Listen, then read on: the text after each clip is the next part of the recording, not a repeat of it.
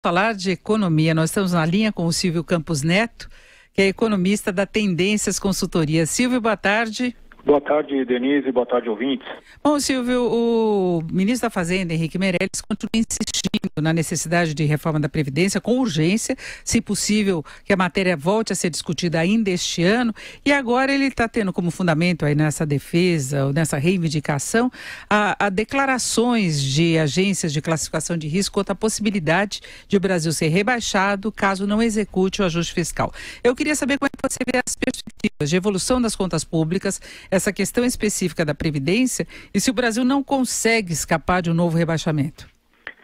Então, Denise, realmente esse é um tema bastante importante e delicado, né? Como todos analistas, enfim, todos que acompanham os números das contas públicas têm apontado, infelizmente o Brasil não tem como escapar dessa agenda no curto prazo, de uma reforma que realmente mude essa trajetória que é totalmente insustentável de gastos e de despesas nesse setor.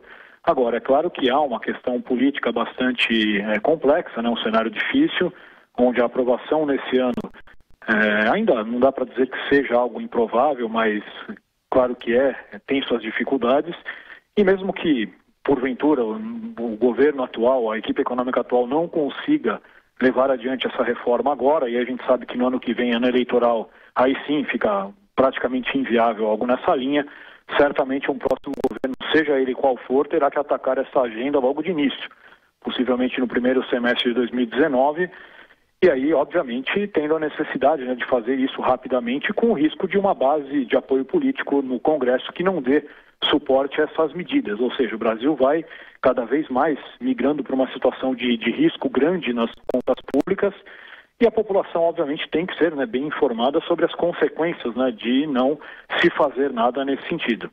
Agora, Silvio, as agências, elas podem rebaixar a nota do Brasil já no começo do próximo ano, então não haveria esse tempo com relação ao futuro governo.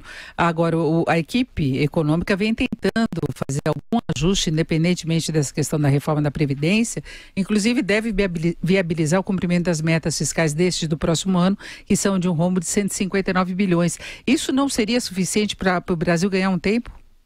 Pode até ser, Denise. Acho que não é algo definitivo, né, que na ausência de uma reforma agora as agências já iriam rebaixar a nossa nota, até porque já é uma nota baixa, né? O Brasil já sofreu com alguns rebaixamentos nos últimos anos, e tendo em vista, né, o que tem sido feito até agora, né, que foram tomadas medidas importantes nos últimos meses, que claro, ainda muita coisa precisa ser feita, mas de todo modo talvez as agências deem esse benefício da dúvida até a definição do quadro eleitoral e um próximo governo indicando se realmente segue nessa agenda reformista ou se é um governo que, de novo, vai seguir uma agenda mais populista e certamente novos rebaixamentos e uma grande deterioração de quadro virá.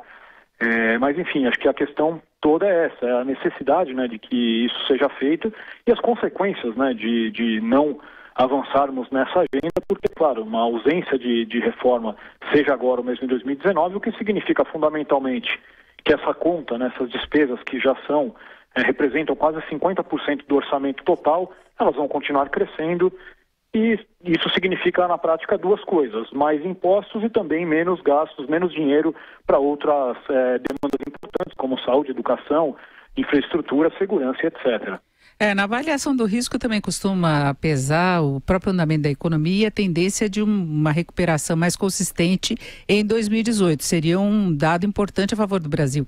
Exato. Quer dizer, como a agenda econômica mudou drasticamente nos últimos meses para uma agenda, na nossa visão, bastante correta, com a tentativa não só de restabelecer o equilíbrio econômico e também as reformas, a mudança de gestão das estatais, enfim, são medidas que têm permitido, né, pavimentado o caminho para uma recuperação, com a queda dos juros, né, que dessa vez é bem mais sustentável.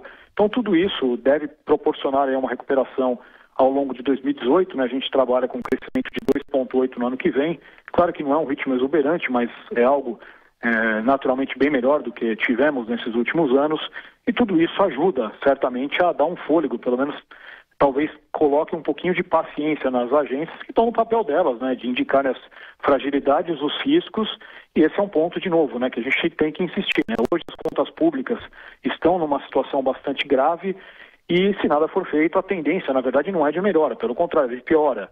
Então, nossa dívida que hoje está na faixa de 75% do PIB, o que já é muito alto para padrões de países emergentes, se nada for feito, ela vai naturalmente ultrapassar 90%, 100% do PIB, né, nos próximos anos. É uma situação muito grave, com consequências bastante problemáticas, né? Isso é que tem que ser passado realmente para as pessoas. Nós conversamos com o Silvio Campos Neto, que é economista da Tendências Consultoria. Silvio, muito obrigado, uma boa tarde. Boa tarde a todos.